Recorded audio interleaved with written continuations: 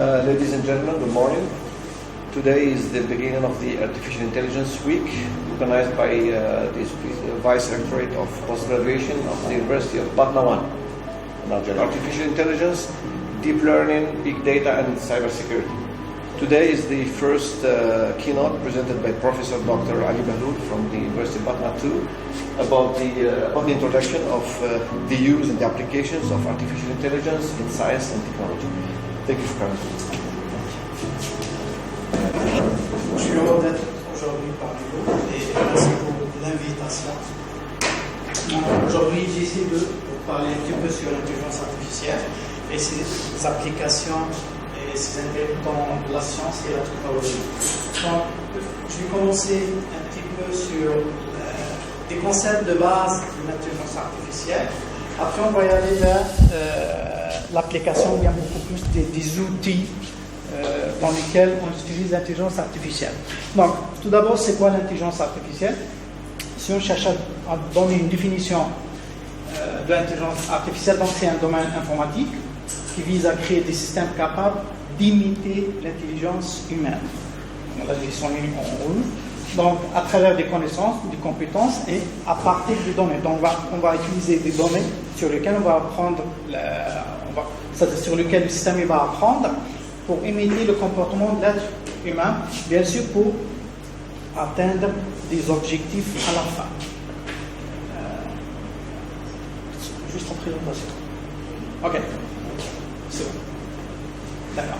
Donc, plus précisément, l'IA consiste au développement de programmes informatiques peuvent compléter des tâches complexes comme l'être humain, comme l'exemple de la reconnaissance de forme, prise de décision,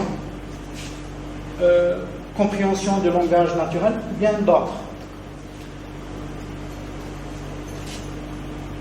Alors, l'IA utilise des variétés de techniques, beaucoup plus dernièrement utilisé les réseaux de neurones et le deep learning. Une idée simple, c'est quoi les réseaux de neurones artificiels? Ce sont des systèmes informatiques inspirés qui vont imiter le fonctionnement du cerveau humain, donc ils sont capables d'apprendre et d'apprendre des prédictions toujours à travers des données complexes. Toujours on apprend à travers des données. Donc, entre parenthèses, lorsqu'on parle de l'IA, si on n'a pas des données sur lesquelles on va faire de l'apprentissage, on ne peut pas faire de l'IA. Donc là, c'est à souligner.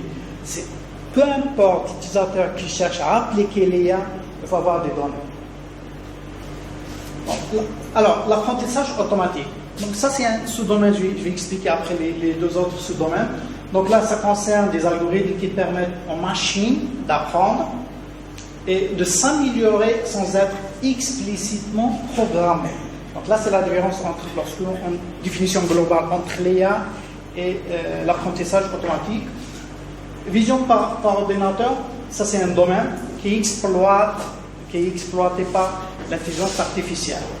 Donc, si je cherche à faire une structuration des différents concepts, le premier c'est l'intelligence artificielle.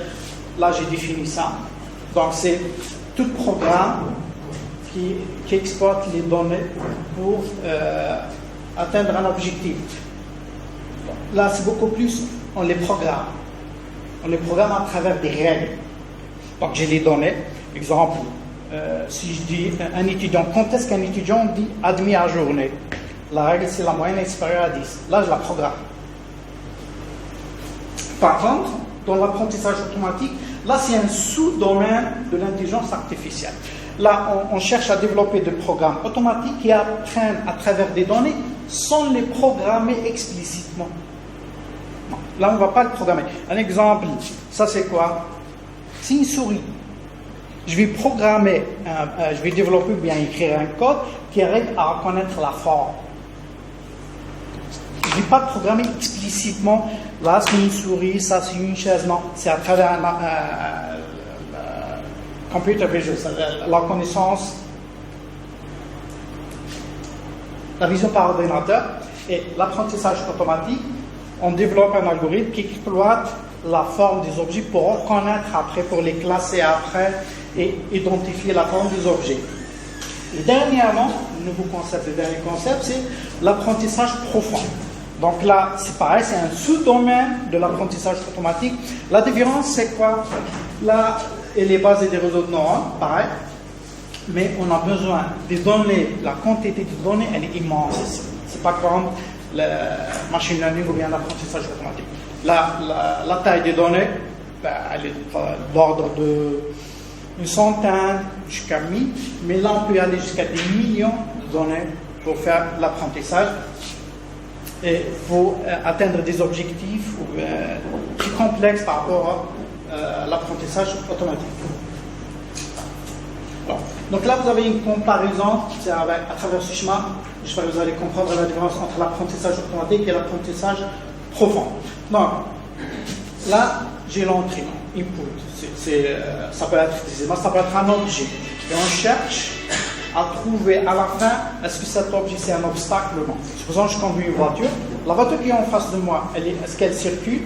Donc, c'est pas un obstacle, ou bien elle est stoppée. Donc, c'est un obstacle, je dois détourner, le doubler. Donc, dans l'apprentissage automatique, qu'est-ce qu'on fait? On a la première phase qu'on appelle l'extraction des caractéristiques, filter extraction.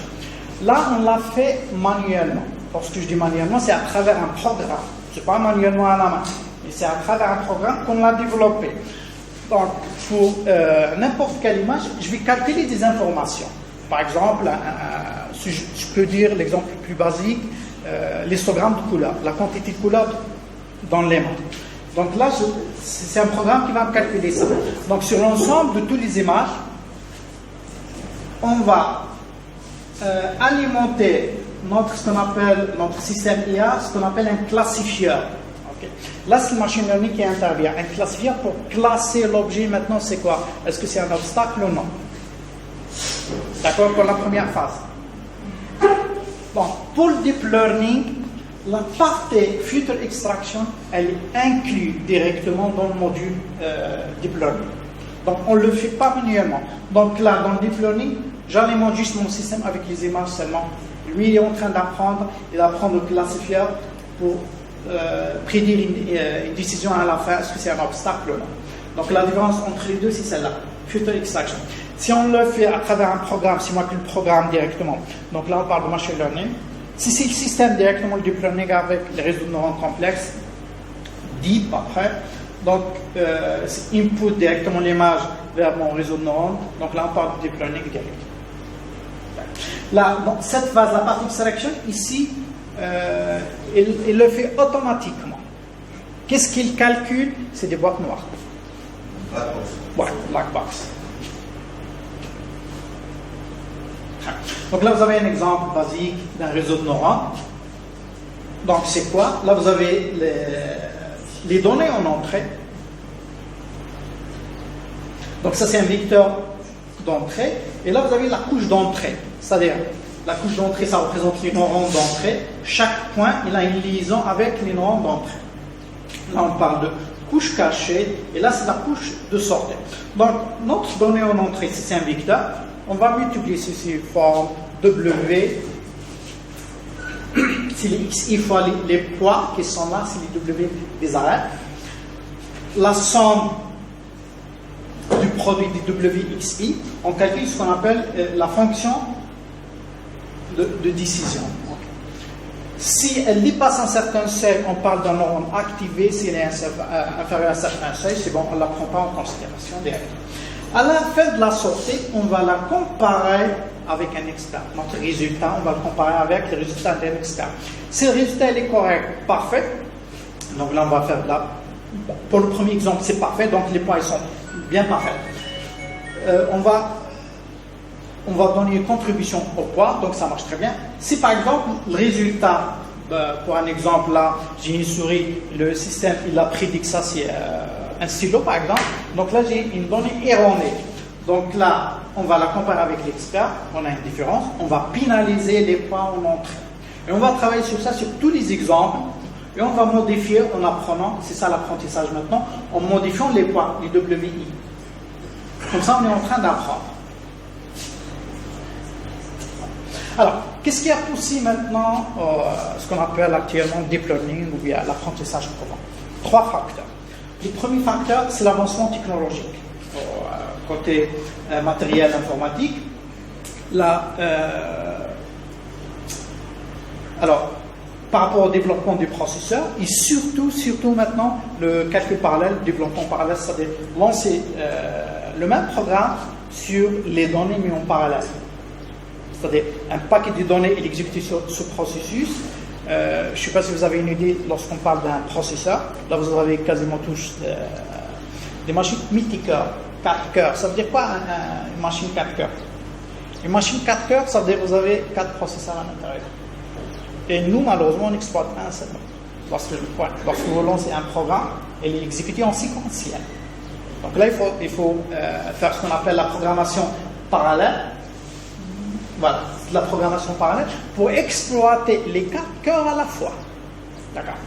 En plus de ça, ils ont développé ce qu'on appelle les processeurs graphiques, les GPU.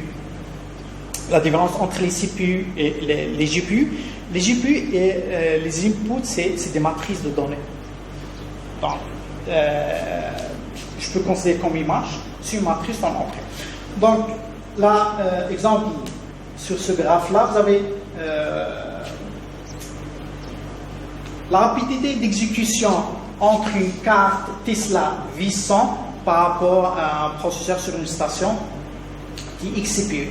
Elle est 47 fois plus rapide. 47 fois plus rapide. Donc là, elle fait une taille de 16 gigas et elle fait presque 15 000 euros. Wow. Pourquoi Tesla l'a gagné maintenant? Son chiffre d'affaires, dans la bourse, il a fléché complètement après le ChatGPT. C'est ce qu'on utilise beaucoup plus maintenant pour les grands calculs. Donc ça, c'est le premier point qui a poussé au développement du deep learning, c'est la puissance du calcul, du développement informatique. Le deuxième point, c'est la quantité de données qu'on produit quotidiennement maintenant. Là, vous avez l'histogramme des données qu'on produit par année depuis 2010 jusqu'à prévision pour 2025. Alors, pour cette année, en 2024, c'est environ 147 zeta-octets de puissance 77 informations qui sont générées cette année. Une prévision pour l'année prochaine, on va y aller jusqu'à 181 zeta-octets. À peu près par jour, on produit 300,28 millions téraoctets de puissance 40 d'informations qui sont créées chaque jour. La grande quantité d'informations qu'on produit quotidiennement, c'est des images, c'est des vidéos.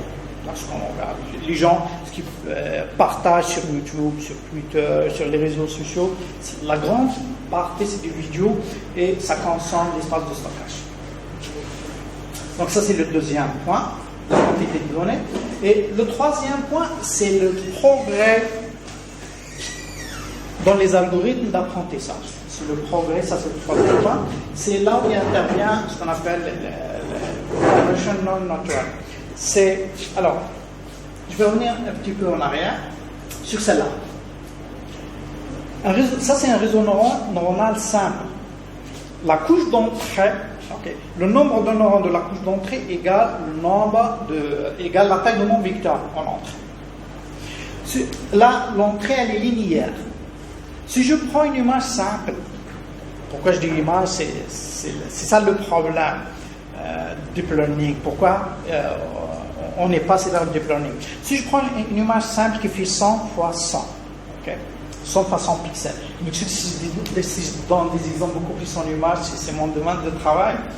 J'essaie de donner plus de clarification, bien d'explication de chaque phase, pourquoi on fait ça. Donc là, un réseau neuronal simple, l'entrée c'est linéaire. Je peux lui passer une image sur matrice. Donc on est obligé de ce qu'on appelle un flatten. Flatten, c'est aligner en quelque sorte mon image. Donc je vais obtenir une image 100 fois 100, je vais obtenir un vecteur de taille 10 000 attributs, 10 000 valeurs. Okay? 10 000 valeurs pour la couche d'entrée, donc j'ai 10 000 neurones pour la première couche. Combien de neurones pour la deuxième couche, troisième couche de sortie. Donc ça c'est juste pour la première image. Deuxième image, troisième image, le temps de calcul c'est immense. Donc l'idée maintenant des approches de deep learning, c'est la couche d'entrée, là où on avait linéaire, on va la transformer sous forme de petit bloc, petite matrice. 3, 3, 5, 5, jusqu'à 11, 11. Donc là, voilà l'image en entrée, sur matrice directement, et j'applique ce qu'on appelle des filtres de convolution. Les filtres de convolution, c'est eux qui contiennent les poids, les WI. Donc là, je prends des filtres simples. Exemple ici, un filtre de 3, 3. Ça veut dire, là, j'ai pas prévu ça. Marqueur. Ouais, j'ai pas prévu ça. Est-ce qu'il y a un marqueur? Non, c'est pas grave, c'est pas grave. Alors, j'ai pas marqueur. C'est pas grave. Je vais stopper le marqueur. C'est pas méchant. D'accord. Donc l'idée c'est quoi? On a notre matrice sans façon. Okay? Je prends un bloc comme ça en parallèle de taille 3, 3. Et je vais multiplier le bloc qui est à l'intérieur, le 3, 3, fois les valeurs des pixels de l'image. Et je vais sommer tout ça. Ça c'est l'output.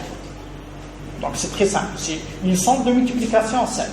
Donc là je le fais pour le premier pixel, deuxième pixel, troisième pixel, et je parcours la totalité de l'image. Le résultat il est là. D'accord? Et donc, là, pour le premier filtre, un deuxième filtre, un troisième filtre, un quatrième filtre, le nombre de filtres, il va définir la taille à la fin. D'accord. Après, qu'est-ce qu'on fait? On va réduire la taille des données de sortie de la première couche. Donc là, supposons, là, la première fois, l'image, elle fait de taille 227 x 227.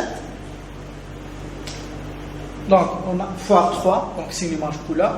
La première fois, on va la réduire vers 55 fois 96. 96, c'est le nombre de filtres qu'on a appliqué. Donc, pour réduire, c'est ce qu'on appelle le max pooling. Je ne vais pas trop rentrer dans les détails informatiques, mais c'est très simple. On va parcourir la matrice obtenue, celle-là, obtenue, en 2 fois 2. 2 fois 2. Et je prends la valeur max. À chaque fois, sans recouvrement.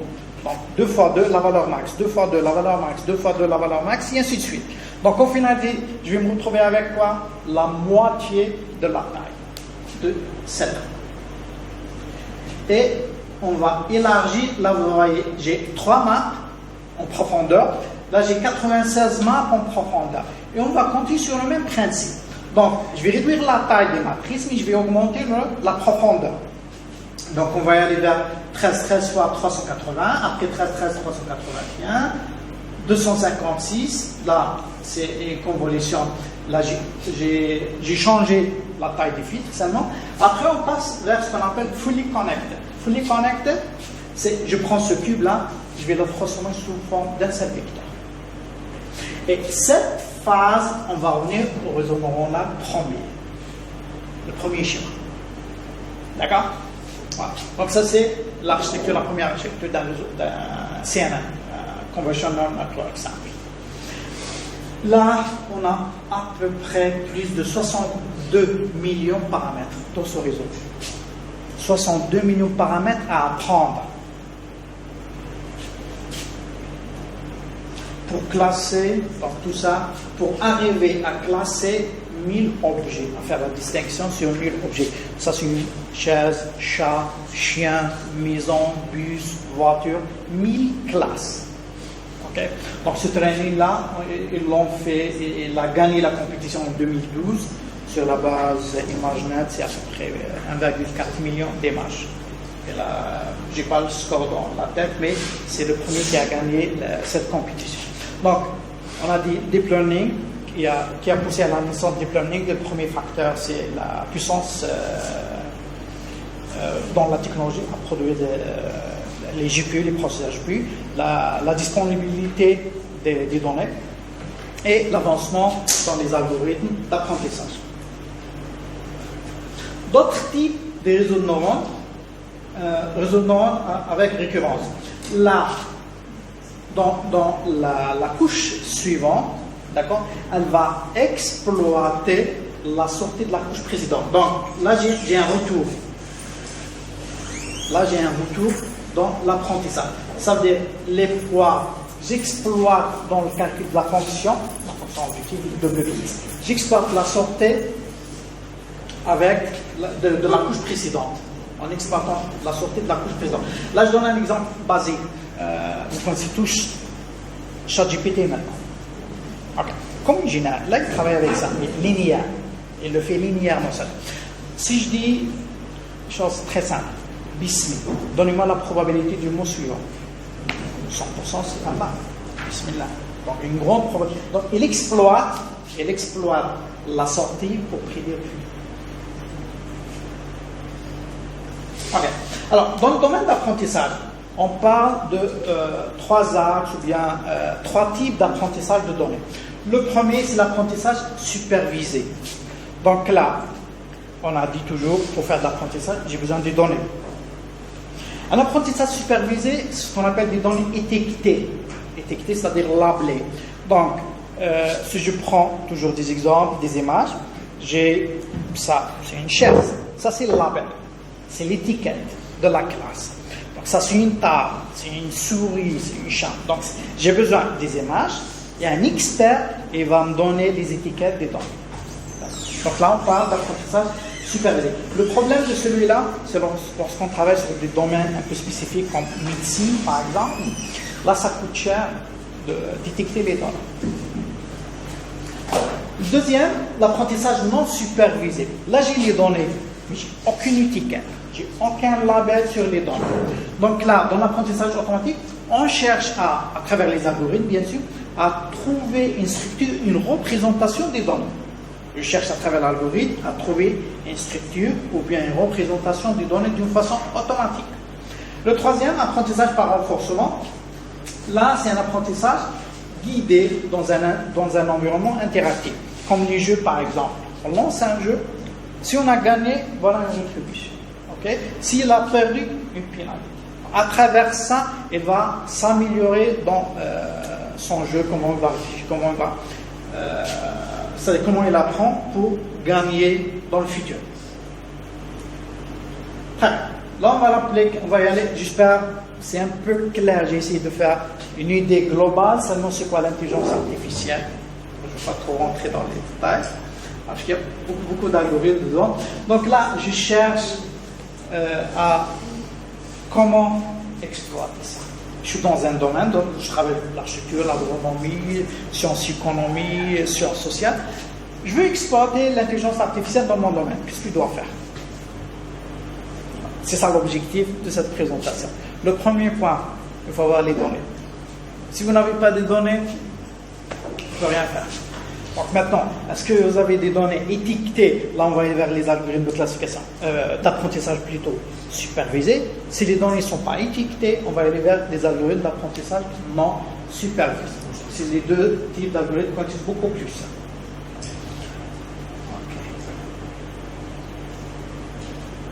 Donc, l'exploitation de ça dans le domaine informatique, donc Excel, traitement, l'EA, Excel dans le traitement des données vastes, donc sont des données complexes, souvent inaccessibles aux méthodes traditionnelles.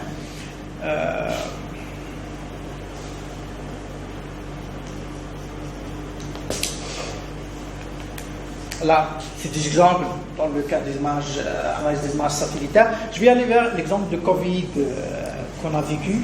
Voilà.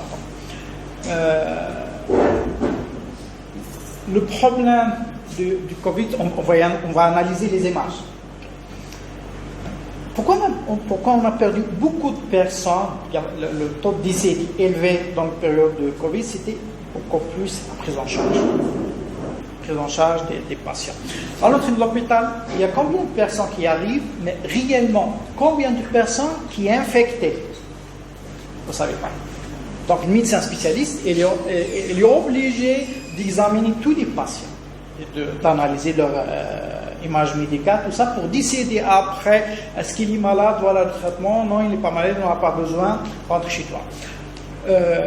Les médecins, ils étaient fatigués, donc débordés par le nombre, c'est pour ça qu'il y avait une prise en charge pas correcte, et c'est à cause de ça, le nombre de décès est élevé. Par contre, si on fait juste un système, on va développer un système très simple. On a les images médicales des patients. On va développer un système de classification, bien sûr fourni par des images étiquetées par des experts. Le système il va apprendre quoi? À classer les images médicales des patients. À l'entrée, on va le scanner et va décider directement. Est-ce qu'il est infecté ou non? S'il n'est pas infecté, parfait, rentre chez toi. S'il est infecté, c'est à ce moment-là qu'il va voir un médecin spécialiste. On va libérer un petit peu les médecins spécialistes. Alors, on va voir maintenant quelques exemples de l'utilisation de l'IA dans différents domaines scientifiques. J'ai essayé de viser... ouais. C'est l'apprentissage par la machine. Machine learning ou intelligence processeur à ou la GPU pas. Ouais. On a un indice des caractéristiques de Okay. Il y a des Il y a des plateformes pour ça. Alors, ouais, full cloud. Alors, je ne sais pas dans quel domaine exactement, mais solution basique. Vous avez... Par exemple, classification des images. D'accord. Je dois poser deux questions. La première, quelle est la taille de la base? Quelle est la taille de la base d'image que tu as? Et est-ce que tu en as besoin vraiment d'un ce qu'on appelle l'HPC pour faire ce travail-là? HPC? Ouais, HPC, High Performance Computing. Si je n'ai pas besoin, là, par exemple, sur celle-là, je peux installer ce qu'on appelle les cartes graphiques GPU. Vous pouvez les installer et lancer votre calcul directement sur celle-là.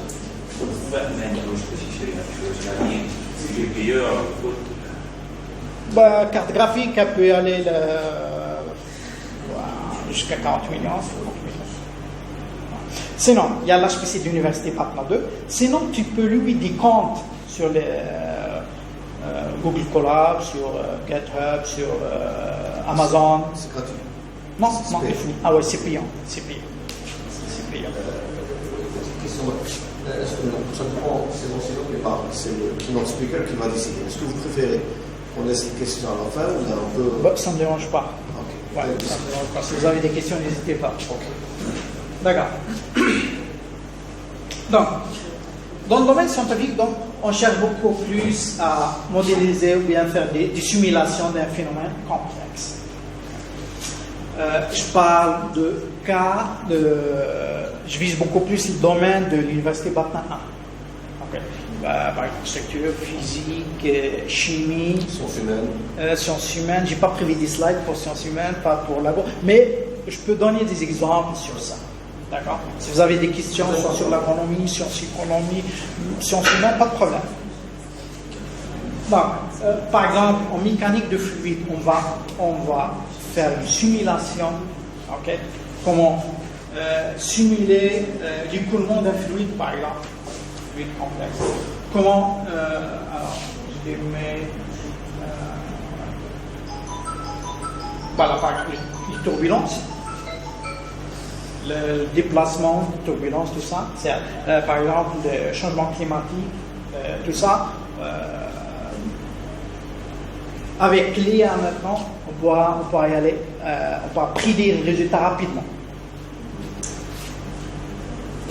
L'automatisation des tâches répétitives et fastidieuses, donc pour l'analyse des données. Température, pression, temps pour prédire par exemple météo pour demain, tout ça. En chimie, là, on va avoir des exemples sur ça, en chimie quantique qui a permis de simuler les réactions chimiques, les interactions entre les molécules, tout ça. Les simulations en physique, par exemple en sciences économie, les gens qui font sciences économie, si je pose une question simple, on est face à un client qui demande un crédit bancaire. Est-ce qu'on va lui attribuer un crédit bancaire ou non? C'est une idée possible. Les gens qui font de l'économie. Il y a des gens qui font de l'économie. C'est pas grave. La banque, on a un client qui demande un crédit bancaire. Est-ce qu'on va lui attribuer le crédit bancaire ou non? Pas automatique. D'accord. Ok, mais c'est un processus, un agent, il va noter par exemple l'âge de la personne, son salaire. Voilà. Là, on cherche à faire un système automatique qui fait le travail. C'est un système. Combien de personnes tu vas demander de crédit bancaire? Les assurances. J'ai un client qui demande d'assurer sa voiture. Est-ce qu'on va l'accepter ou non?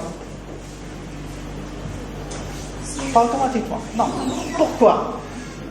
Une fois j'avais un ami, il a un nouveau permis, un bien. Est-ce qu'on va l'assurer? Ouais. Donc là, on n'est pas gagnant. Alors, sur l'hygiène et sécurité. Sur l'hygiène et sécurité, j'ai encadré un travail sur, par exemple, les grands fours qui sont alimentés par le gaz, tout ça. Et il faut, s'il y a un risque d'explosion, il faut l'arrêter. Okay? Le problème, si vous allez l'arrêter, ça coûte cher. Quand est-ce qu'on va l'arrêter? Ça, c'est une décision. Si vous allez prendre la décision un peu tard, il y a un risque d'explosion. Si vous allez prendre une décision de l'arrêter alors qu'il n'y a pas un risque, c'est une rupture de la production. Et ça coûte cher. Donc là, on travaille sur un système automatique. En analysant les données, dans quel cas ils ont décidé d'arrêter, dans quel cas ils ont décidé de ne pas arrêter. À base de ça, on apprend un système, ce qu'on appelle un système de classification binaire. J'arrête ou non? C'est juste ça. Donc, dans une situation dans le futur, je vais l'alimenter par ce qu'on a comme données, température, pression, et ainsi de suite. Et c'est le système qui va décider automatiquement. Est-ce qu'on va l'arrêter? On a besoin de ce qu'on appelle une interaction en temps réel. D'arrêter rapidement l'alimentation du gaz, du four. C'est une excuse. Alors, en chimie maintenant. Donc, c'est des exemples d'utilisation. Donc, l'un des exemples, c'est la prédiction des propriétés des molécules. Par exemple, pour une molécule, est-ce qu'il y a des chimistes ici? Parfait. OK. Donc, par rapport aux propriétés, bioactivité, la toxicité, la solubilité, et ainsi de suite, d'autres propriétés. Okay. Là, qu'est-ce qu'on va faire pour apprendre ça? J'ai un ensemble de molécules, et pour chaque molécule, elle est étiquetée. J'ai ses propriétés. D'accord? Et on apprend sur ça, sur une grande base de données. Donc là, comme ici, j'ai 3 classes à la fin. Là, je donne 3 propriétés, donc 3 classes à la fin. Si vous avez 10 propriétés, donc vous avez 10 classes à la fin. D'accord? Et le système va apprendre ça. Dans le futur, vous allez lui donner une nouvelle molécule, et va la prédire directement dans quelle classe. Ok? Parfait. Donc, premier exemple est clair. Fournissant de nombre d'exemples de molécules et leurs propriétés associées. Donc là, il faut leur fournir plusieurs exemples avec les propriétés de chaque exemple. Une autre application, c'est la conception de molécules. Donc là, plusieurs algorithmes d'apprentissage profond. Là, on parle de deep learning. Deep learning, là, j'ai besoin d'une grande quantité de données. Là, tu as 3 bases immenses, comme je dis, pour deep learning. Donc là, c'est des réseaux qu'on utilisé pour concevoir de nouvelles molécules. Donc, à base de données, je peux produire de nouvelles molécules rapidement. D'accord. Au lieu de faire des expérimentations à la main, là, vous pouvez l'avoir rapidement directement. Donc, à base de ça et ça, voilà le résultat direct. Là, je ne sais pas si tu arrives à voir ça. Là, c'est un article qui utilise Deep Learning, okay, pour Molecule Design. Et il a été apparu en 2019. Nombre de citations 550 fois. Alors, le deuxième, en 2020, et nombre de citations presque 200. Quand même, c'est élevé. On utilise Deep Learning pour faire ça. Troisième chose, la rétrosynthèse.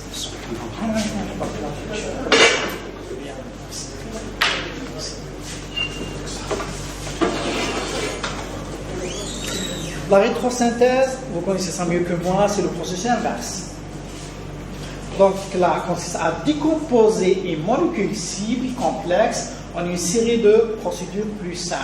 Donc par exemple, celle-là, c'est le résultat d'une réaction entre cette molécule plus le A plus le B. Quel est le chemin le plus rapide? D'accord? À base de ça, il va me produire celle-là. Donc ça, c'est le processus inverse. Là, pareil, tu as des articles sur ça en journal. Ben, celui-là, il est en Nature Communication. 17 fois, mais il est récent, en 2023. Alors, prédiction des résultats de la réaction. Pareil. Donc, au lieu de faire une vraie expérimentation chimique, tout ça, je peux la prédire directement et je vais gagner sur le temps, je vais gagner sur les produits chimiques, les réactifs, et ainsi de suite. Donc, voilà la molécule, voilà d'autres, je ne sais pas quoi, réactifs, et voilà le résultat directement. Donc, à travers l'IA, je peux rapidement arriver vers le résultat. Ok. Dans l'architecture maintenant. J'essaie de vous donner des outils, d'accord, qui exploitent l'IA dans vos domaines.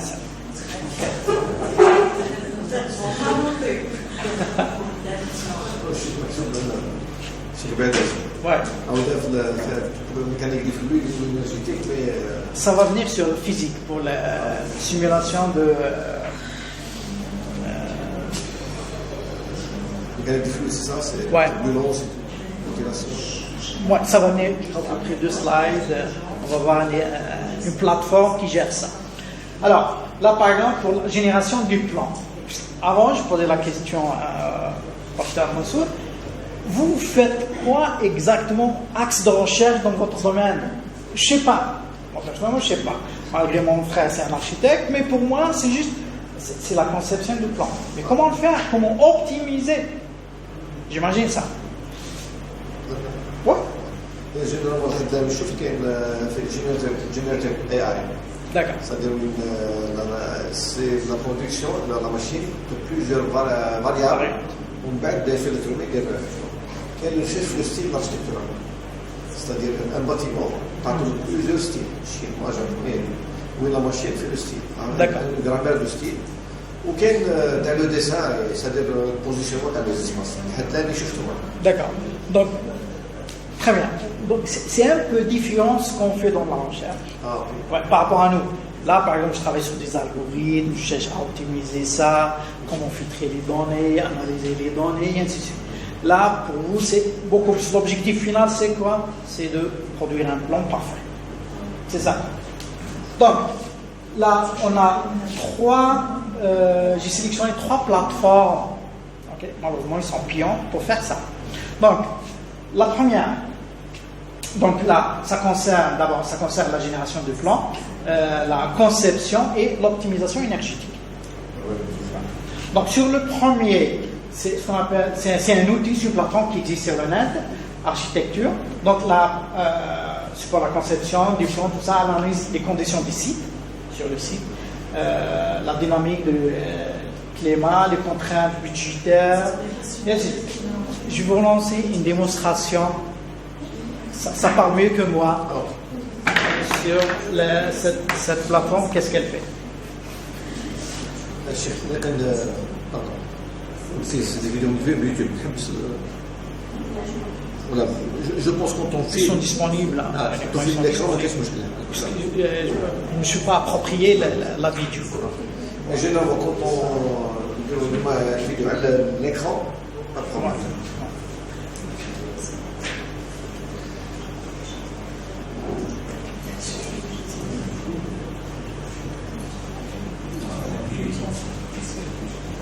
Il n'y a pas de son dans la vidéo. Il n'y a pas de son. D'accord. Donc là, il faut s'inscrire sur cette plateforme, c'est payant. Vous donnez l'endroit, la localisation, tout ça pour charger le site. Là, il va charger un exemple seulement. Je vais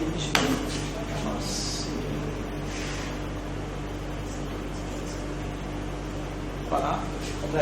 Là, il est en train de construire les bâtisses directement. Donc, il l'installe par défaut, après il va l'optimiser.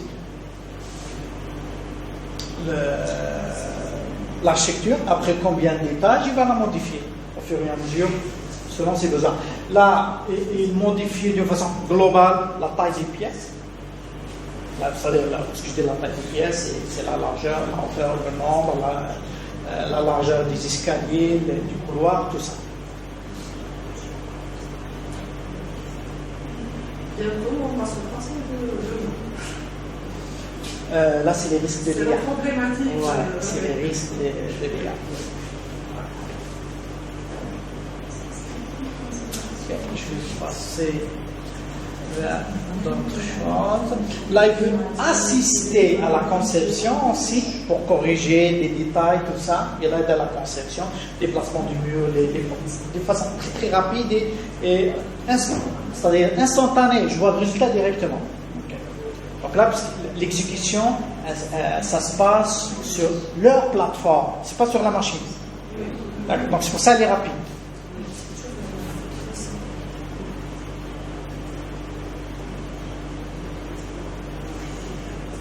Voilà, les étages, les modifier, tout ça. Vraiment, c'est parfait comme application. Il faut investir seulement pour la tester. Autre chose, ça, cette partie aussi, elle est intéressante, c'est la partie budgétaire de développement de l'objet. Là, elle est là. Et la prépare au fur et à mesure, vous avez le résultat directement. Ça coûte combien, la durée de conception, tout ça, vous l'avez avec cette plateforme.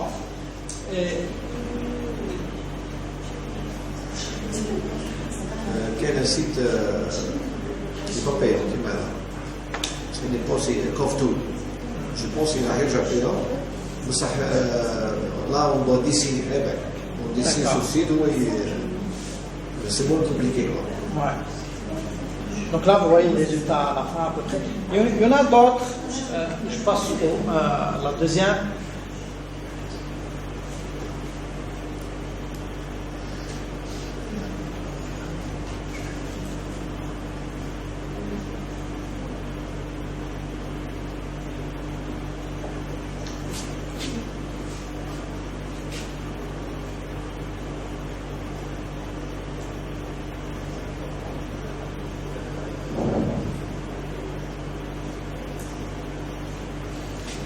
Donc ça c'est pour la première plateforme.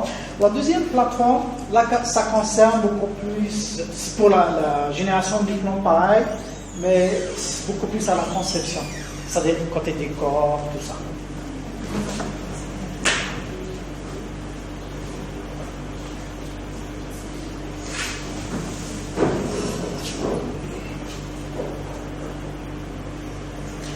Donc elle s'appelle Market Architecture.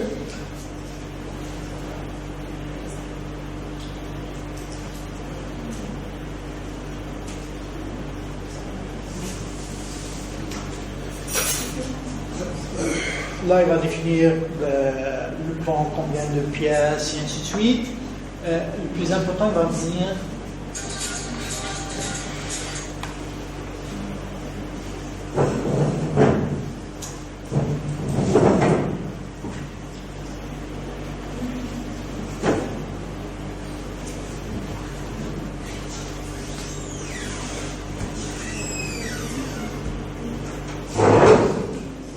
ChatGPT, vous allez définir votre style directement sous forme de texte. Et il va générer l'aperçu après. Donc c'est l'avantage de celle-là.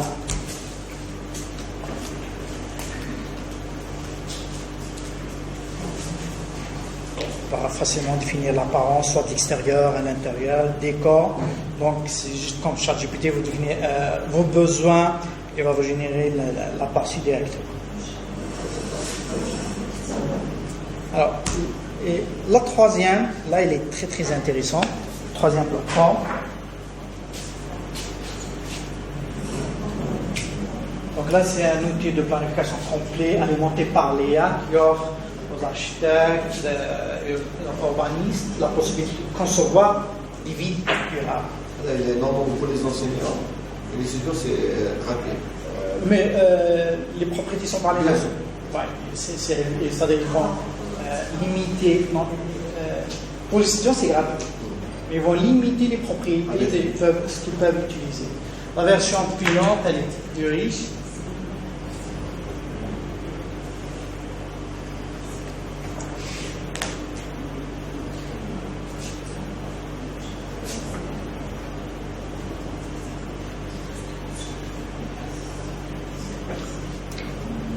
définir la région par rapport aux coordonnées GPS, le site, vous avez votre bâtiment directement. Ce que j'ai mis, c'est ce qu'il fait à la fin. Vraiment, c'est mis à la fin, c'est très très intéressant.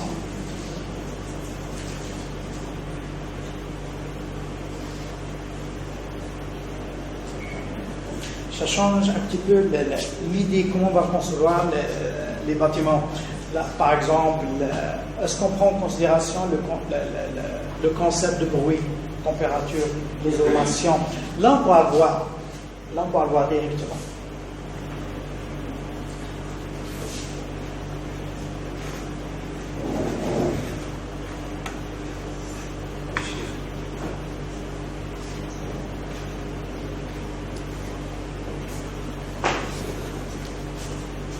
C'est équipement dans l'incarnation. Ouais. Par exemple, le modèle qui parle d'IRM. Est-ce que لازم في تشغيل باش يفعل IRM ولا يخدم ندير الموديل هذا لازم يحتاجوا الدقة. Alors, je vais répondre sur celle-là. لازم يكون معاه واحد خنزير. C'est c'est d'assister les médecins. On ne va pas les remplacer. D'assister dans le diagnostic seulement. Alors, là, par exemple, je m'excuse. Là, par exemple, il va.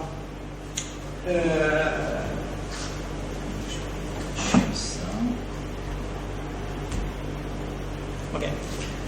Là, il définit automatiquement les endroits de stationnement pour parking. Ah, c'est pas un problème. Ouais, automatiquement.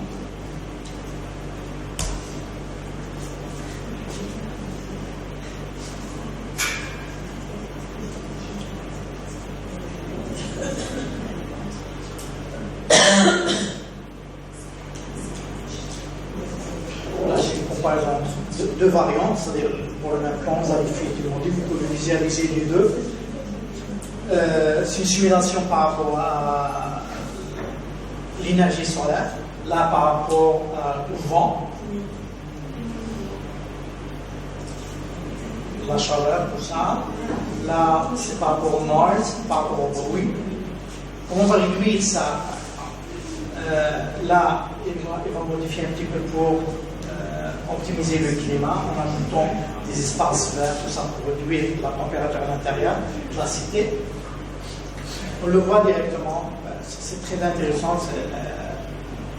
Vous avez à exploiter la plateforme.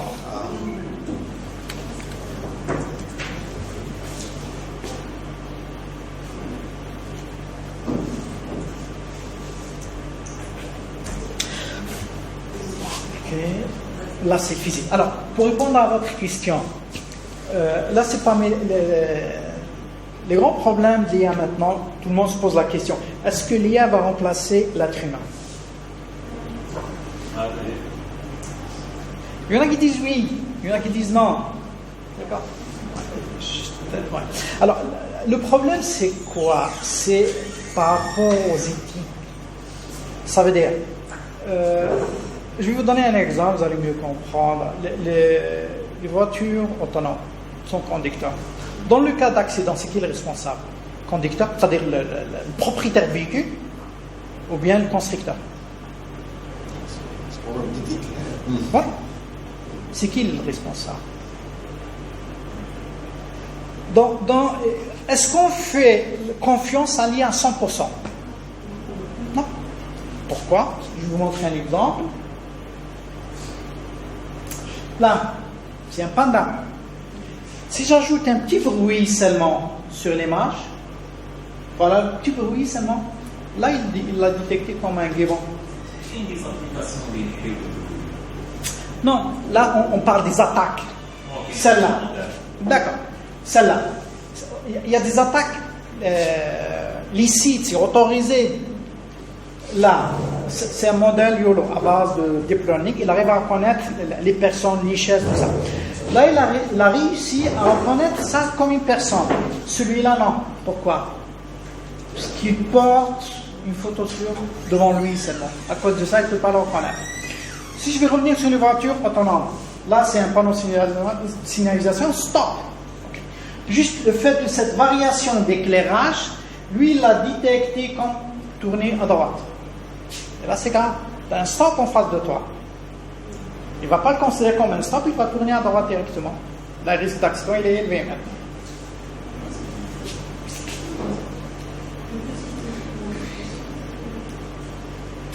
Alors, pour les gens qui font du physique, du simulation,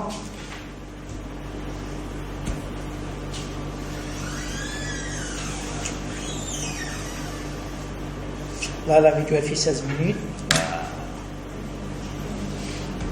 Il va faire les simulations.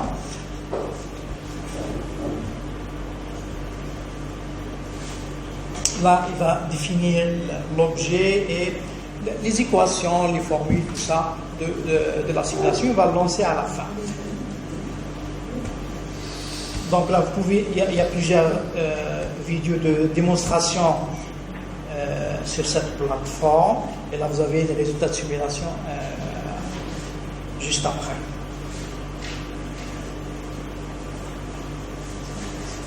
C'est beaucoup plus pour les physiciens. Ouais. C'est simul.ai directement. Il faut toujours des données. Faut pas...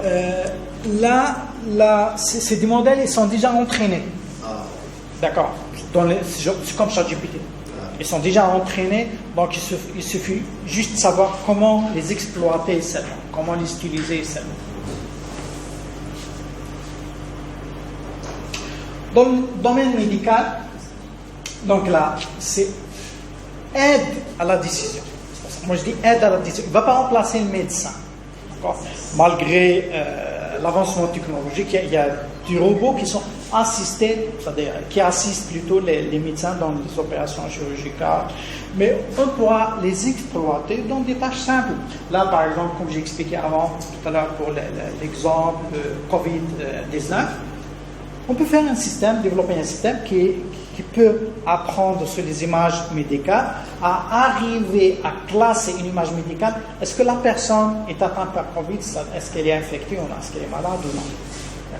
Et une fois qu'il a identifié comme malade, c'est à ce moment qu'il va voir le spécialiste. Je suis tout à fait d'accord. Ok, il reste de 1%. Il peut se tromper. Parfait. Lorsque le médecin fait l'erreur et assume l'erreur, le système, c'est qui est responsable? C'est qui est responsable? En même temps, on ne peut pas les remplacer. On ne peut pas les remplacer malgré certaines tendances. Les premiers qui vont perdre leur poste, c'est les radiologues. Ouais, c'est les premiers qui vont perdre leur poste, c'est les radiologues. Pourquoi? Non, c'est tellement l'avancement technologique. Si j'arrive avec un pourcentage d'erreur de 99,5%, ton erreur est minime par rapport au temps qu'on va gagner. Je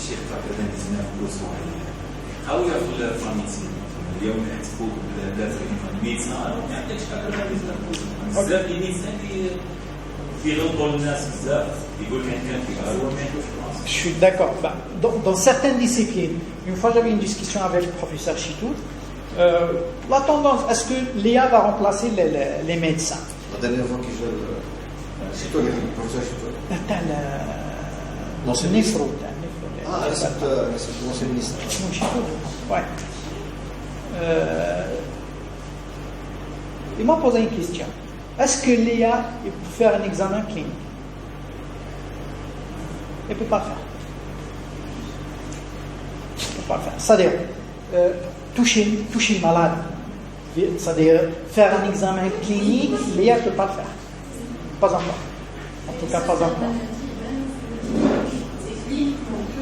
Bon, je peux identifier sur les analyses, sur les images, mais un examen clinique, c'est difficile de le faire.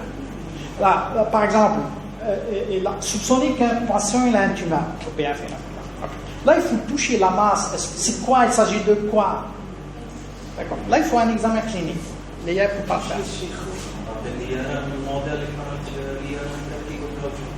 Mais on peut les appliquer dans des choses simples. Par exemple, en télémédecine, là vous avez des chatbots, c'est comme ChatGPT.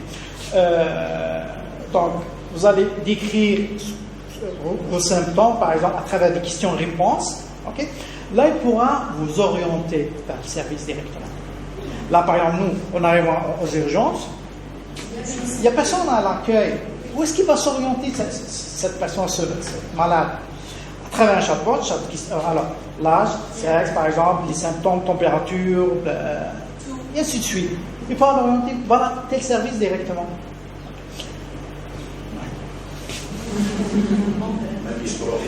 Et alors, des fois, alors, c'est arrivé des gens avec une grippe forte.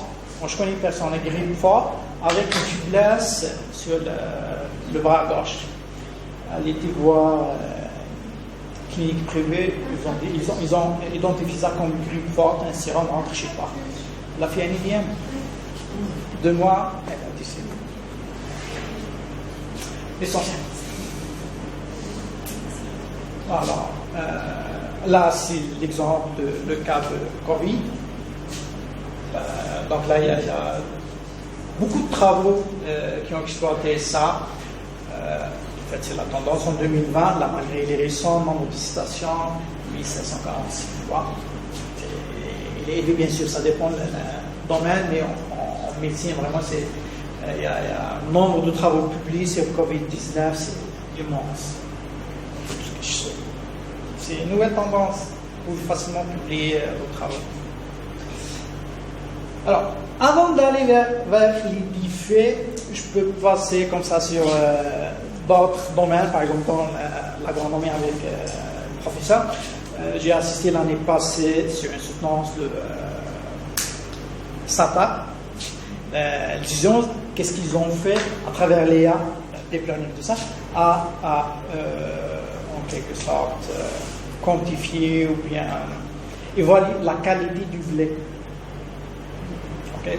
En regardant, il y a combien de blé correct, cassé, les déchets à comptabiliser. Tout ça en analysant juste les images. Donc un travail à travers un être humain qui fait à peu près pour 500 grammes, je me rappelle, 30 minutes. Il passe 3 heures ou 30 13 minutes. à 15 échantillons par jour.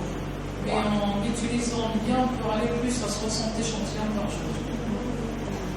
Donc ça c'est déjà c'est le début, hein. On pourra l'améliorer. Sur le domaine, par exemple,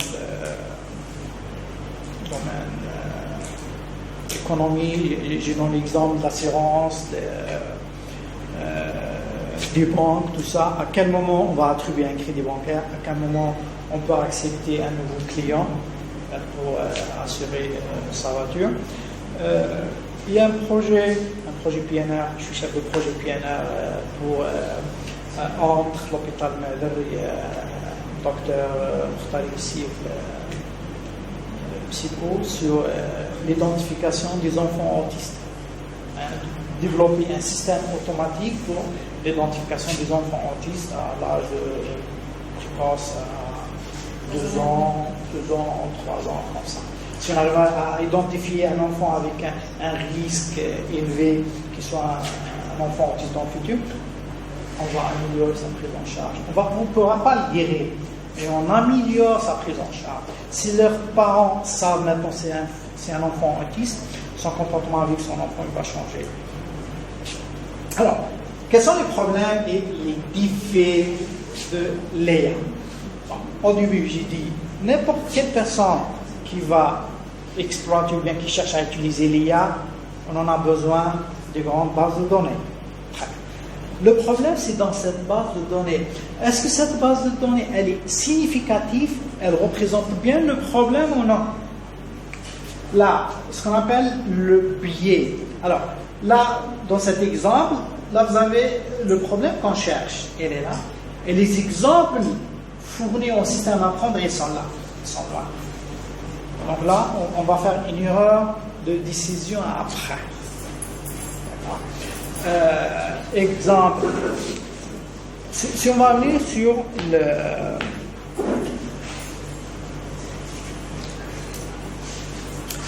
l'assurance. Exemple d'assurance. C'est tout l'échantillon du données, c'était des hommes. Ok? Et la question maintenant, on va l'appliquer pour décider pour une femme, est-ce qu'on va l'assurer ou non? Là, il va se tromper. Pourquoi? Elle a après, sur des données qui concernent des hommes seulement, aucune femme. Et là, je vais en parler sur ça après, des exemples réels sur des données biaisées, okay, qui influencent sur les décisions sur le terrain après. Donc, ça c'est le premier point. Vous avez des données? Ouais. Biaisé, c'est fait un moral, c'est ça. C'est un risque d'erreur qui peut falsifier tous les résultats, c'est ça. Ouais. Elle va influencer sur le résultat après. Biaisé. C'est-à-dire, on est dans le biais ou en dehors du biais, c'est ça. C'est ça qui pose problème. C'est être. Non, elle va influencer sur le résultat. Biais, c'est qu'on croit dans le système. Je vais l'orienter dans une direction. Et les êtres humains, bias ولا بي سي عندك الايديولوجي توجه تماما مثال ولا راي خاص تاعك ولا اللي كيأثر على الريزلتا سي صح pour les êtres humains pour la machine c'est pareil, c'est les données qui sont biaisées, donc ils vont orienter notre système vers une direction. Ça peut être ça, et ça peut être une variance élevée des données. Ça veut dire qu'ils ne sont pas vraiment parfaites, les données. Ça ne représente pas correctement le domaine. Donc là, c'est là qu'on voit sur ce schéma-là.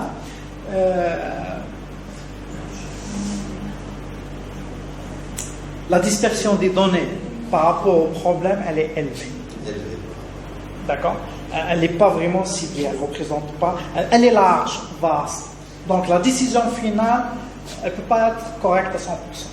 Okay. Alors, si je peux vous dire, il y a un algorithme qu'on appelle KNN, K-Nearest Neighbor. C'est les cas voisins les plus proches. Cas voisins les plus proches. Ouais, c'est des clusters. Si je prends K égale à 4 seulement, K égale à 4, là, vous allez voir que ce point-là, il va influencer sur le résultat après, malgré qu'il est loin. D'accord?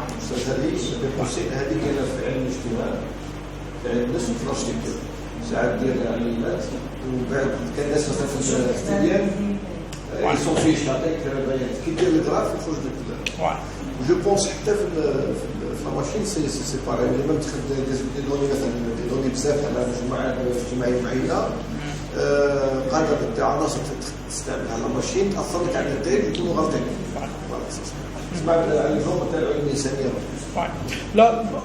Là, pour corriger ça, la deuxième partie, là on va utiliser ce qu'on appelle data science ou bien l'analyse de données pour corriger les bruits, corriger les bruits et éliminer ce qu'on appelle les points aberrants, les outliers.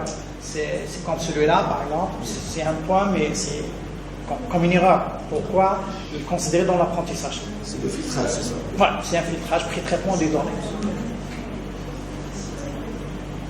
Ok. La vulnérabilité face aux attaques, ce qu'on appelle adversarial attack. Là, il y a des travaux maintenant pour attaquer les systèmes, pour prouver que les systèmes ne fonctionnent pas. Okay. Là, j'ai parlé de cet exemple. Là, c'est un système YOLO, c'est une bibliothèque, elle est développée, ils sont actuellement à la version 8. Là, c'est un exemple de la version 2. Elle n'arrive pas à reconnaître celui-là, juste le fait qu'il y a un objet, une image devant lui. Mais le grand risque, c'est surtout celle-là. Une vue autonome. Là, il va, au lieu qu'il va reconnaître ça comme un stop, il va reconnaître tourner à droite. Là, il y a un résultat extrêmement élevé après. J'ai pas de slide sur ça. Il y a ce qu'on appelle le deepfake. Deepfake, c'est à travers les personnes célèbres. Là, on pourra trouver leur visage facilement sur le net. Donc, on va collecte sur le visage et faire un training. Une fois que je suis entraîné sur son modèle, je peux ce qu'on appelle faire un generative AI. Je vais en quelque sorte projeter mes grimaces, ce que je dis sur son visage. Si on croit c'est lui qui parle. Voilà. Et là, c'est un risque. Comment prouver? Ils ont fait ça.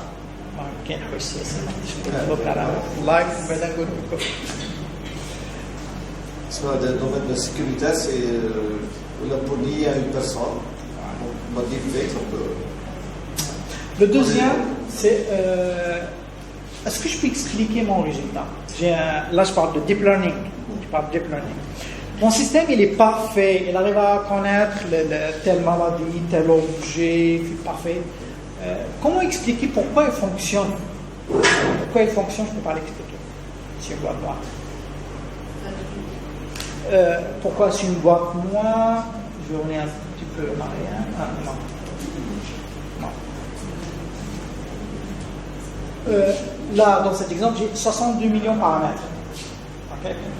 Comment je justifie que mon système il est parfait, il marche? Je sais très bien qu'il marche parfait avec un taux d'erreur faible de 4-5% par exemple.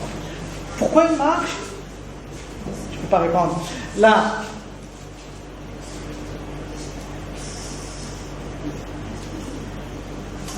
entre l'apprentissage automatique, machine learning et deep learning.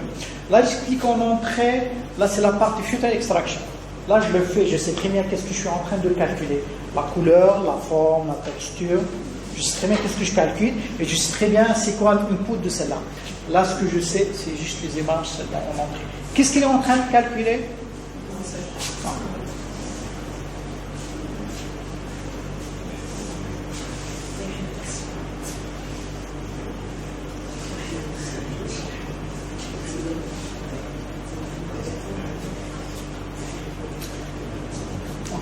Alors, ça c'est pour le premier point. Le deuxième point, on a besoin de donner une base de données grande, colossale. On va y aller vers ce qu'on appelle les big data. Si vous voulez faire du deep learning, il faut avoir vraiment une base de données très très très grande. Là, ça marche lorsque je travaille sur un nouveau domaine de classification. Si le domaine il existe, le classifier il existe, parfait, et je cherche à le spécifier maintenant pour un sous-domaine. Okay. Supposons, j'ai un système qui arrive à reconnaître tous les objets, voitures, vélos, camions, tout ça, chats, les animaux. Et je cherche à spécifier juste pour les voitures seulement. Là, je vais prendre une base de données qui contient que des images de voitures et on fait ce qu'on appelle transfer learning. Je ne vais pas refaire l'apprentissage dès le début, mais juste la partie classification seulement. Là, tout dépend du problème. Là, on parle de quoi? Est-ce que c'est le même problème que la base originale? Ok. Et est-ce que la taille de la base, elle est grande de faible? Donc j'ai 4 cas à ce moment-là. D'accord? Est-ce que c'est la nouvelle base, elle ressemble à la base originale? Donc ça c'est un cas. Le deuxième cas, est-ce que la taille de la base, elle est élevée ou non? Donc j'ai 2 puissance 2, ça me fait 4 cas dans le transfer learning. Je peux les détailler après si vous avez des questions, parce que c'est un peu de la théorie. Alors, le troisième problème, c'est la consommation d'énergie. Si vous voulez faire deep learning à la maison, ça coûte cher. Premier point, il faut avoir, là on utilise beaucoup plus, c'est les GPU, maintenant c'est plus les CPU, parce que les CPU c'est quasiment presque linéaire, mais les GPU c'est des matrices directement.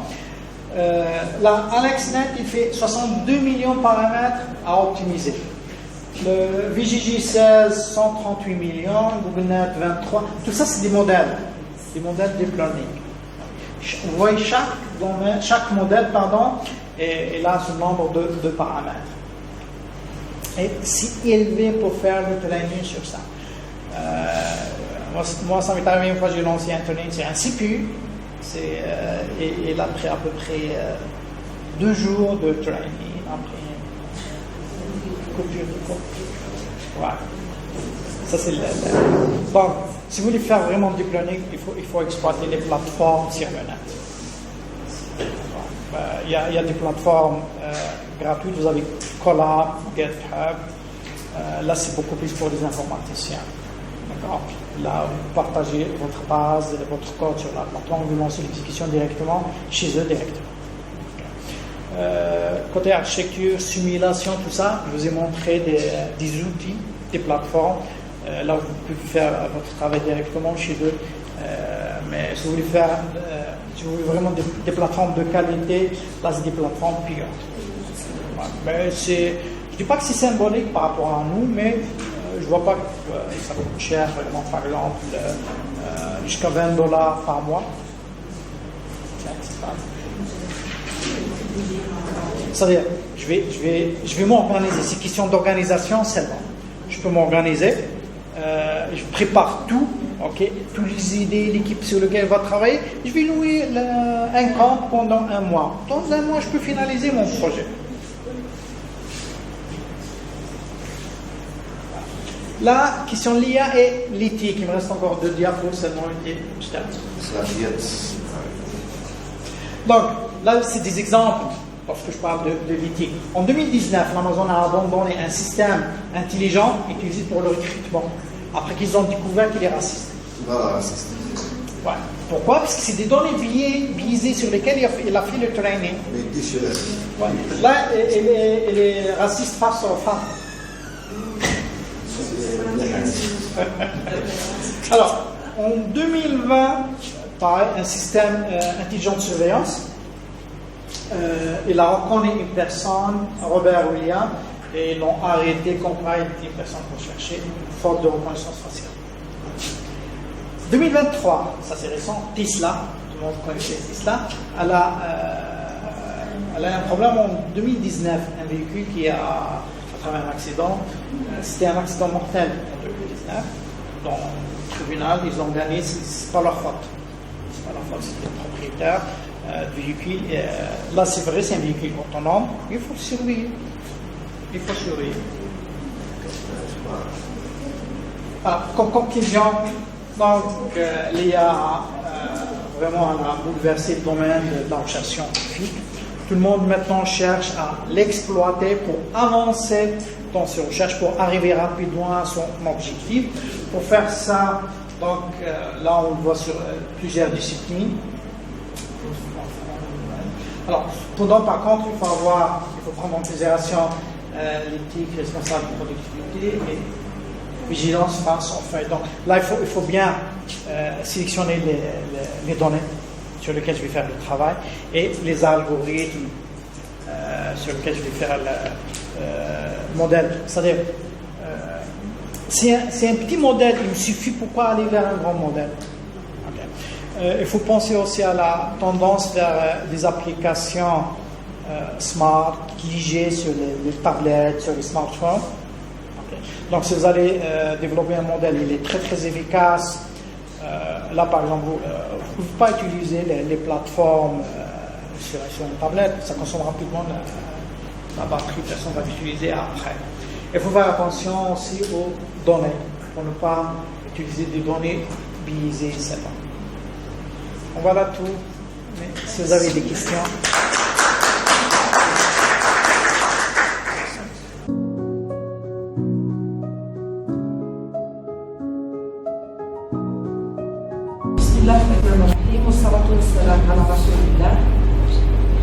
Je me présente d'abord,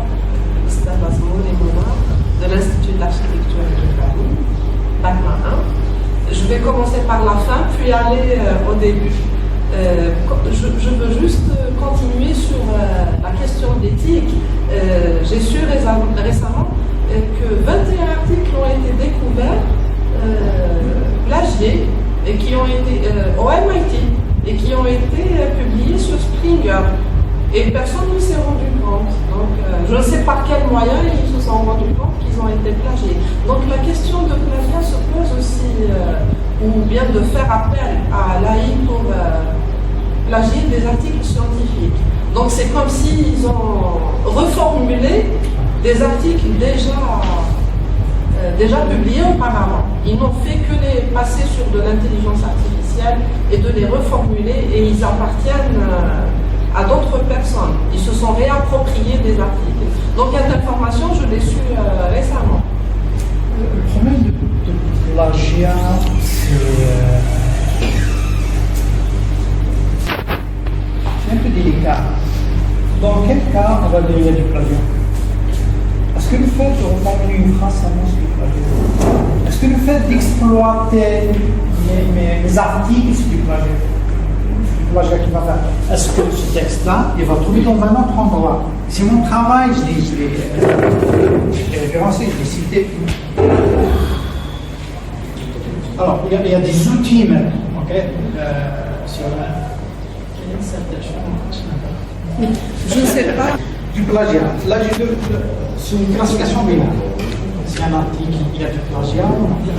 Donc là, on va faire des données, on va faire de l'apprentissage supervisé. On va prendre un grand nombre d'articles, là, il y a du plagiat dedans, et d'autres articles, il n'y a pas de plagiat. On fait un tourner sur votre système.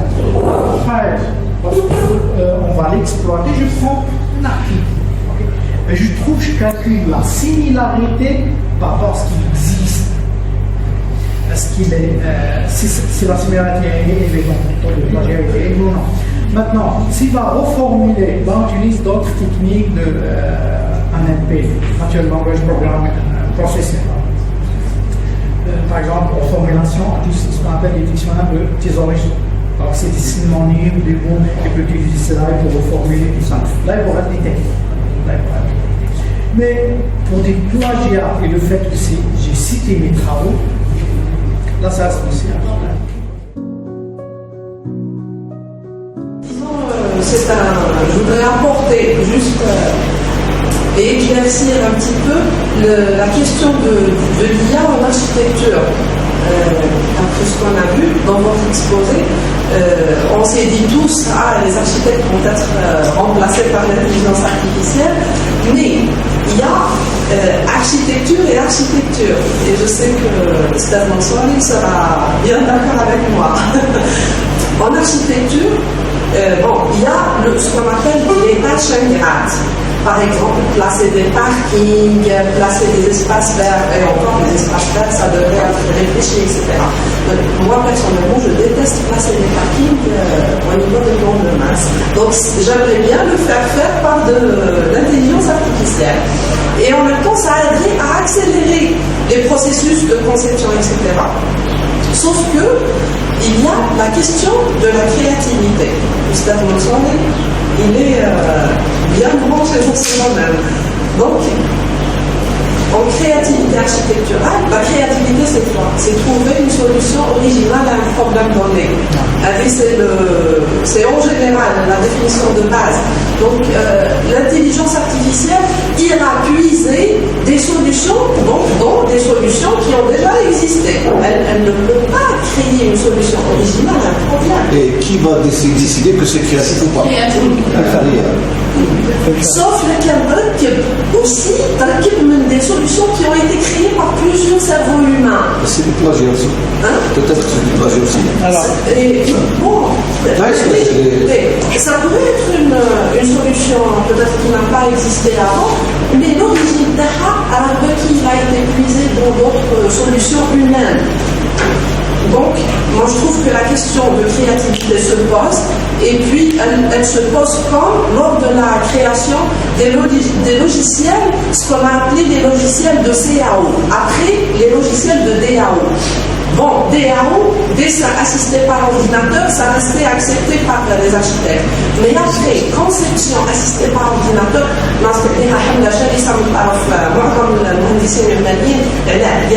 machine ne peut pas concevoir. Mais là, c'est aussi un vaste domaine. On va plonger dans la créativité architecturale et il faut beaucoup de théories, etc. Et de recherche à citer. Donc, enfin, si l'erreur est humaine, l'objectif de l'artificiel est d'éviter le taux d'erreur. Et là, on voit que les erreurs sont, comme pour l'autisme, comme vous l'avez dit, l'autisme c'est très délicat. J'ai vu récemment que beaucoup de recherches disent que certains enfants ont été diagnostiqués autistes par erreur aussi. Donc, j'aimerais bien plus tard savoir quel est le premier critère que vous allez mettre dans votre programme pour pouvoir identifier un enfant autiste. Et à la fin, D'accord.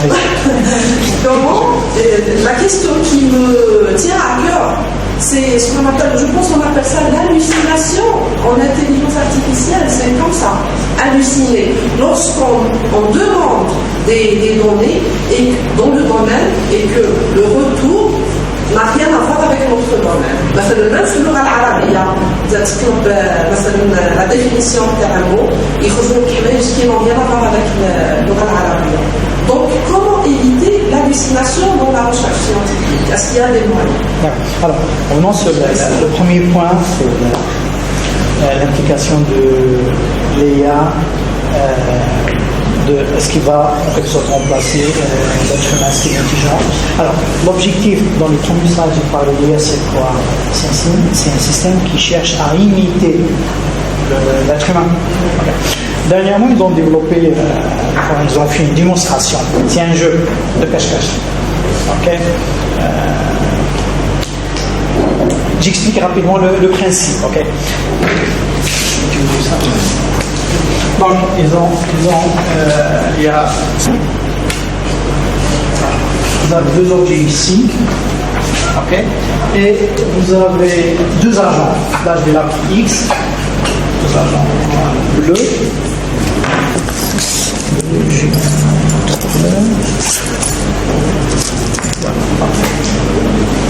Et deux agents noirs. L'idée c'est quoi? Comment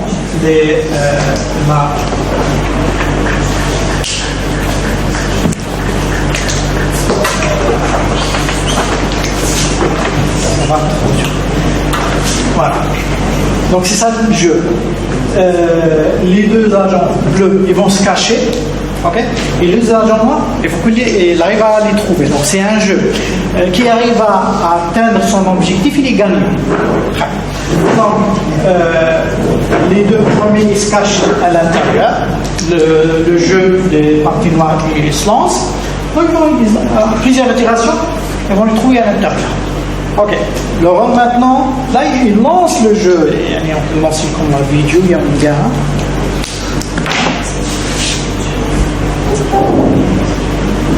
L'apprentissage par renforcement. Ça dépend de l'objectif, qu'est-ce que je cherche à faire. Ça dépend de ce que je cherche à faire.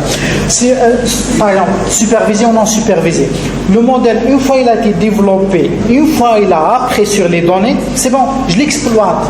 Mais par renforcement, il apprend durant le fonctionnement.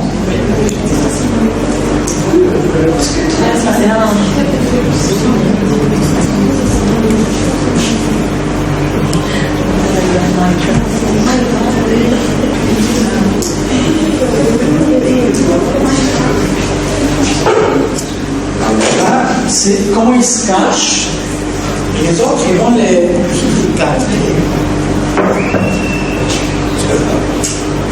Là ils ont arrivé à les garder plusieurs fois.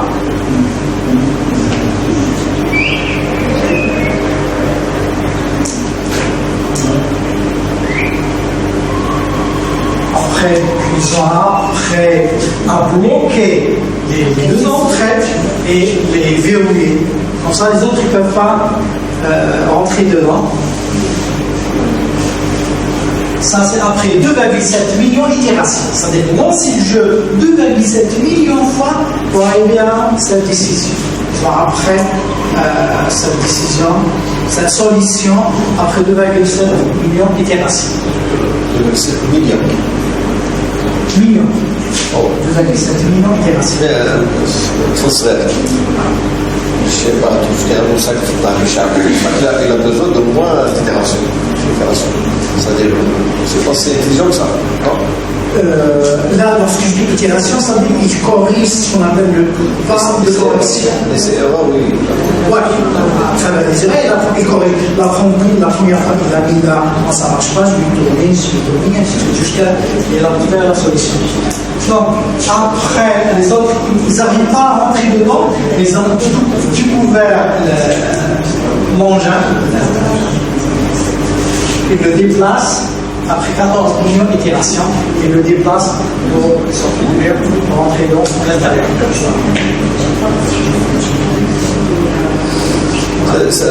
C'est le début de l'intelligence artificielle. C'est d'ici 10 ans, on va assister à d'autres. Après les autres, qu'est-ce qu'ils ont fait? Ils rentrent, ils triangulent à l'intérieur, ils bloquent les autres. Ça, il est en train d'apprendre.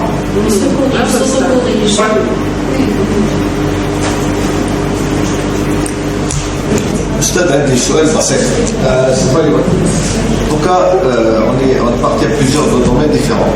Agronomie, informatique, architecture. Contrairement aux autres disciplines, par exemple électronique, mécanique, où dans leur cas, ils ont appris à programmer. Ce n'est pas comme à la manière des informaticiens plus approfondis, mais programme. D'accord. Est-ce que dans l'intelligence artificielle, on est obligé, est-ce qu'on doit apprendre à programmer, ou là, ce n'est pas nécessaire? Ce n'est pas nécessaire. Pourquoi? Non, je réponds pourquoi. Même les informaticiens maintenant, ils risquent de perdre leur poste. On est tous dans le risque. Je parle côté programmation. Pourquoi? Maintenant avec ChatGPT, il y a des plateformes. Il y a des plateformes dédiées au développement Blackbox, ZZZ, Code, ChatGPT. Je lui demande juste d'écrire ce que je veux faire avec tel langage, il me génère le code. Ça explique tout. Alors, une autre question. أستاذ السلام عليكم. بالنسبة للذكاء الاصطناعي وين راح يوصل يا أستاذ؟ يعني دركا واش راح نتخيلوا ولا واش راح نشوفوا ما على بالناش وين راح توصل الفكرة هذه؟ يعني كاين ناس يقول لك باللي راح يجي نهار اللي راح يدمر العالم. اسكو الانتيليجنس ارتيفيسيال راح تساعد الانسان ولا راح تضره منه وجاي؟ شكرا. انا عندي سؤال فيما يخص ذكرت قبيل ليكزومبل تاع ميكانيك دو فلويد في الانتيليجنس ارتيفيسيال. اسكو حنا واش نعرفوا ميكانيك دو فلويد لي لوجيسيال اكزيستون درك يديروا لا ريزوليسيون تاع لي زيكواسيون ديريفي بارسيال. اسكو هو يعتمد على نفس لا تكنيك ولا يستعمل دوطر تكنيك بور ريزودر هاد Donc, je n'ai pas utilisé la plateforme, vous êtes plus expérimenté que moi dans la physique, donc vous allez définir les paramètres de l'objet sur lequel vous allez faire l'expérimentation. Et en quelque sorte, les fonctions, vous voulez appliquer par exemple le mouvement, la température, par exemple le déplacement de la chaleur, bien l'écoulement d'un fluide, vous allez définir les fonctions et vous le lancez. Vous allez programmer les fonctions. Vous allez définir les paramètres. Nous, je dis programmer directement, mais définir les paramètres des fonctions. Ouais. Est-ce que voilà, on parle qui nous veut travail pour enlever des résultats ou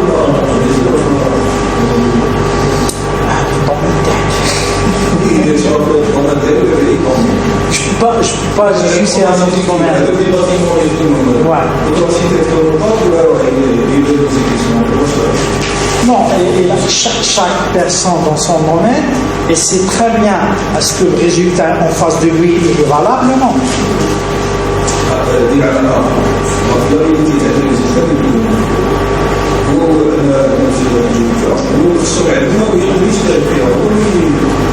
Regarde, Léa, c'est comme un petit enfant.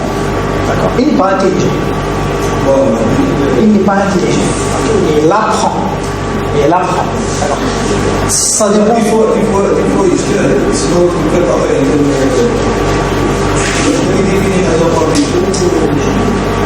Il a une fonction pour valider ses connaissances. Est-ce qu'il a obtenu comme résultat à la fin c'est correct ou non?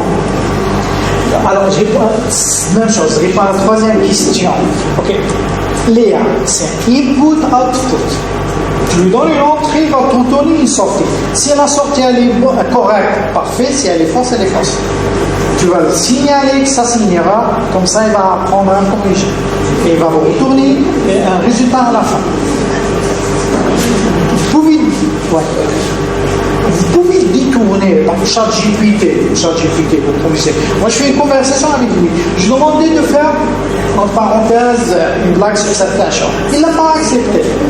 Mais non, de faire, discuter avec lui, pourquoi pas, et si j'ai ça, je ne cherche pas pour faire telle chose, et ainsi de suite. À la fin, il a cédé.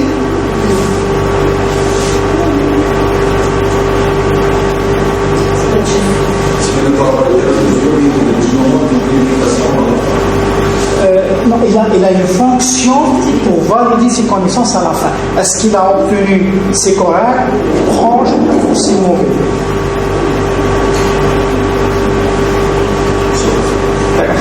Alors, là,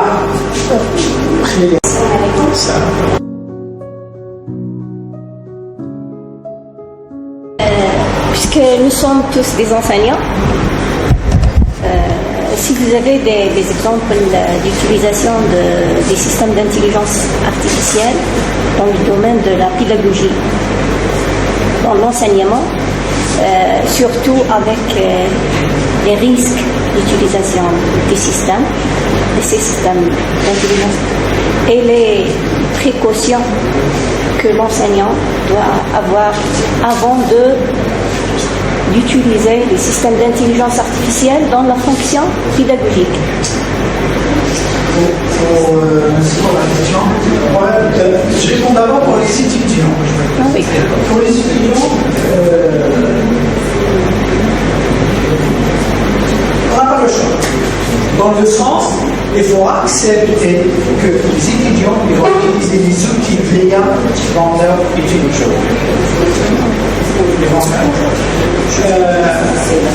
Il faut, je ne sais pas, il faut lui former, mais comment... Ils sont cadrés. Ouais, les cadres dans l'utilisation. Oui. C'est-à-dire, l'utilisation, il faut apprendre d'abord. Par exemple, en programmation. Ça ne sert à quoi d'utiliser des outils, il y a des plateformes de développement pour vous retourner un mini-projet. Ce n'est pas ton travail. Tu peux l'utiliser pour autre chose, mais pour l'évaluation, non. C'est comme pour les enseignants maintenant, il faut les maîtriser. Il faut les maîtriser. Pourquoi? Pour contrôler sa classe. Et il ne faut pas laisser les étudiants dépasser l'enseignant avec les outils. Si je n'arrive pas à maîtriser, par exemple, vous avez donné un devoir aux étudiants, vous avez retourné un travail parfait. Il faut savoir, ça c'est pas le travail de l'étudiant. Comment il l'a généré? Comment il l'a rendu?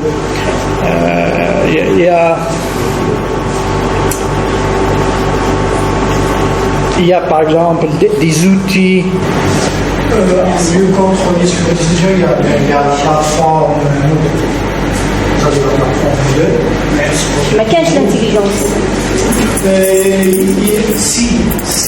Par exemple, je vais vous donner un exemple. Pour la préparation des examens, je peux générer une liste de questions avec les réponses. Et je vais diffuser ça aux étudiants. Alors, l'ordre d'arrivée des questions aux étudiants, ça diffère d'un étudiant vers un autre. L'ordre des réponses, ça diffère d'un étudiant vers un autre. Parce que c'est de l'intelligence. C'est random. هذيك اللي راه يدير aléatoirement ودير c'est de l'IA. سيكون ايش ليا هذه كاين عندنا لا كيسيون aléatoire ممكن ندير دي Est-ce qu'ils ont programmé ça? Oui, bien sûr. C'est de l'IA. Le fait, par exemple, une tâche de la programmer explicitement, ça c'est de l'IA. Machine learning, non. Machine learning, elle apprend sur les données. Alors, autre définition, l'IA c'est quoi? J'ai les inputs, j'ai les rules, les règles, j'ai output. D'accord? Machine learning, j'ai input, output, je vous donne les règles. C'est la réponse. L'IA, input, règle, output. Machine learning, input, output, et va vous donner les règles. C'est une fonction de décision. Alors, ça par exemple, faites ça. Je vais vous donner un exemple simple. Là, il y a ce qu'on appelle. Dans l'IA, il y a deux choses. Il y a la classification, il y a la régression. La régression pour une donnée prédit une valeur future. Pour une donnée prédit une valeur future. Par exemple, on va calculer, si on va prendre au niveau de maternité, les nouveau-nés, poids, taille. Poids et taille sur un échantillon de données, on va trouver ce qu'on appelle une fonction linéaire. Okay? Par rapport au poids, je vais identifier la taille du bébé, nouveau-né. Okay? Donc dans le futur, je vais exploiter cette fonction x plus b directement. X c'est le poids et a, b c'est les paramètres qu'on a appris. C'est la pente et le point pour x égale à 0. Dans le futur, j'ai un nouveau-né. On va peser, voilà son poids. Et voilà sa taille réelle. Okay? On va le comparer par rapport à la courbe. Est-ce que c'est un bébé normal ou non? Donc là, c'est un bébé normal. Parfait. Si ce n'est pas le cas, il faut suivre après pourquoi c'est pas le problème et se lancer derrière. السلام عليكم استاذ. استاذ حابه نسقسي ويك نعرف راني نحتاج ديب ليرنينغ ماشي ماشين ليرنينغ في البروجي تاعي. Quand est-ce qu'on va utiliser le learning et le machine learning? La question, quelle est la taille des données? Si tu as une taille de données immense, grande base de données, ça c'est deep learning. Si tu as une petite base, c'est du machine learning. Maintenant, si tu as une petite base et tu veux utiliser deep learning, tu dois répondre à la question suivante. Est-ce qu'il y a un modèle qui a été entraîné sur une base de grandes données, avec des données immenses, qui ressemble, qui traite le même sujet que le tien. D'accord? C'est-à-dire, on dit un modèle, c'est bon, je l'ai entraîné c'est une grande base. Okay? Et ton problème, il est proche à celui-là. Seulement, là par exemple, il traite les propriétés par exemple d'une molécule, je ne sais pas quelle discipline. Je vais un exemple proche. Classification. Par exemple, tu as ce qu'on appelle les droits, réseau. Parfait, ok. Tu as des nœuds, plusieurs nœuds connectés. Comment ils vont se communiquer? D'accord? Donc, c'est à peu près, tu vas définir des nœuds pilotes et les drones maintenant, le plus proche à ce nœud-là, ils vont communiquer avec lui et les autres, ils vont se communiquer avec ça. Ok. Tu l'as entraîné sur une grande base sur 5 nœuds. C'est bon? Maintenant, j'ai un modèle avec 2 nœuds seulement. Qu'est-ce que je peux faire? Je vais prendre une partie maintenant des données et je vais faire ce qu'on appelle le transfer learning. Okay? Et régénérer une classification pour 2 nœuds seulement, pour 2 sorties seulement, pas 5. C'est faisable? Ouais. C'est transfer learning, ouais.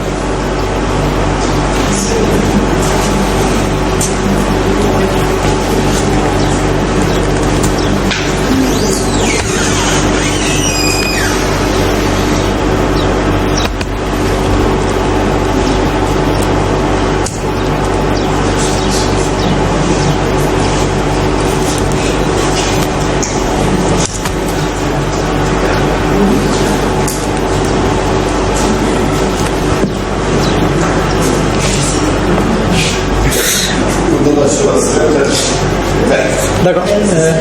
Là, on a un filtre de taille 3,3. Donc là, les coefficients au début, c'est -1, -2, -1, 0, 0, 0, 1, 2, 1. Là, c'est un filtre label, c'est en connaissance de forme, en traitement d'image. Donc là, je vais faire une multiplication valeur par valeur et j'additionne tout le résultat.